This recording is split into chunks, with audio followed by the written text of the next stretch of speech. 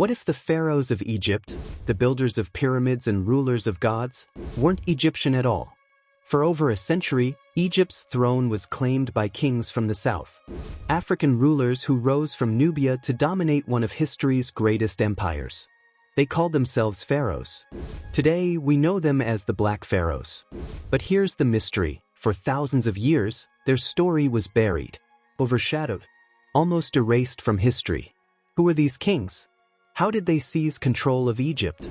And why has the world only recently begun to uncover their legacy? This is the hidden story of the Nubian pharaohs, and the empire that time tried to forget. Rise of Nubia and the Kingdom of Kush tightened. South of Egypt, along the Nile, lay a kingdom just as ancient, Kush. This land was rich. Gold, ivory, exotic animals, all flowed north from Nubia into Egypt. But Kush wasn't just a trade hub. It was a civilization with its own gods, its own kings, and a culture that blended African roots with Egyptian influence.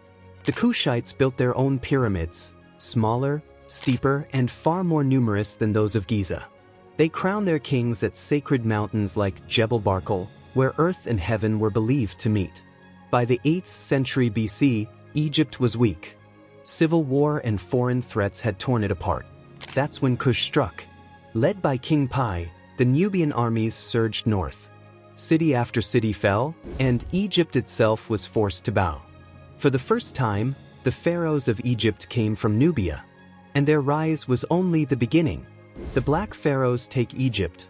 The 25th dynasty tightened. King Pi's victory opened a new era. The 25th dynasty of Egypt ruled not from the north, but from Nubia. His successors, Shabaka, Taharqa, and Tantamani, weren't content with just power. They wanted restoration. Egypt's temples, crumbling from neglect, were rebuilt. Old traditions were revived. The Nile Valley felt alive again. Among them, one king stands out: Taharqa. Warrior, builder, visionary. Under him, Egypt stretched to its widest borders in centuries. Temples to Ammonius-Ra rose in both Egypt and Kush. Some even believe the Ethiopian king, mentioned in the Bible, was Taharqa himself. For nearly 100 years, the Nubian pharaohs ruled a united Egypt, a dynasty born in Africa's heartland and crowned with Egypt's double crown. But beyond the Nile, another empire was watching, one far more ruthless, one that would test the Nubian pharaohs to their breaking point. Clash with the Assyrians, the fall of the Black Pharaohs. For a time, the Nubian pharaohs seemed unstoppable. Their empire stretched from the Sudanese heartlands all the way to the delta. But history rarely lets power go unchallenged. To the east, the brutal war machine of Assyria was expanding, swallowing kingdom after kingdom. Egypt was too wealthy, too symbolic, to escape their gaze. When Assyrian armies stormed into the Near East, the Black Pharaohs stood as the last major obstacle. Pharaoh Taharqa led resistance against them, clashing in brutal campaigns that shook the ancient world. At first, the Nubians held their ground. Their armies were fierce, and their kings believed they had divine protection from Ammonius-Ra himself. But Assyria's might was relentless. Wave after wave of invasion broke through Egyptian defenses. Cities fell, temples burned, and eventually, Taharqa was forced to retreat south. His successor, Tantamani, made one last desperate attempt to reclaim Egypt, even briefly retaking Memphis. But the Assyrians crushed him, leaving Egypt shattered. By the mid-7th century BC, the dream of a united Nubian-Egyptian empire was over. The Black Pharaohs retreated to Kush, ruling from their sacred city of Napata. Though they no longer held Egypt, they refused to disappear. Their legacy would live on, carved in stone and remembered in myth. But here's the twist: retreat didn't mean defeat. In exile, the Kushite kings created something remarkable, a legacy that still rises in the desert sands today. The Nubian legacy: pyramids, temples, and forgotten monuments.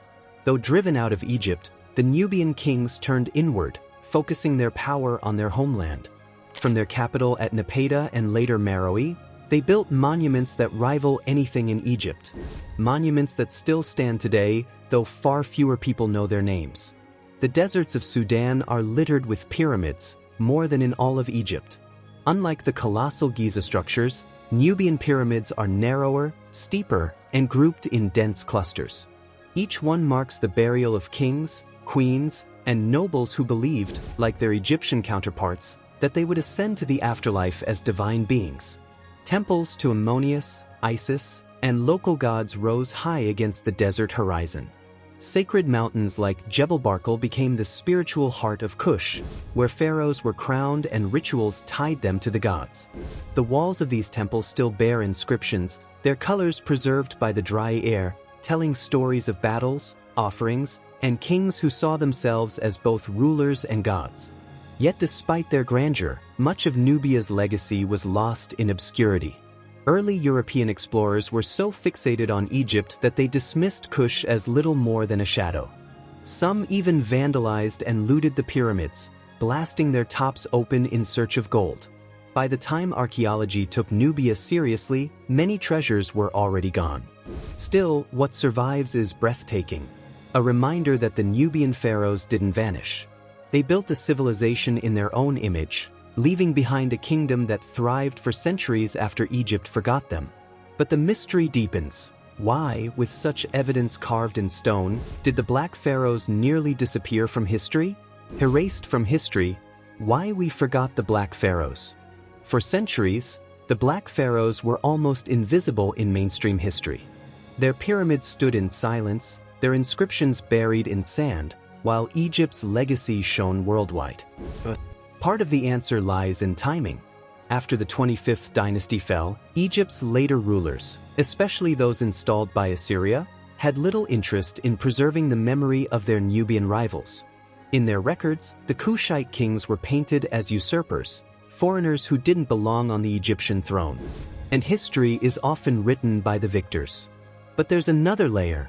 When European scholars rediscovered Egypt in the 19th century, their obsession was with pyramids like Giza and tombs like Tutankhamun's.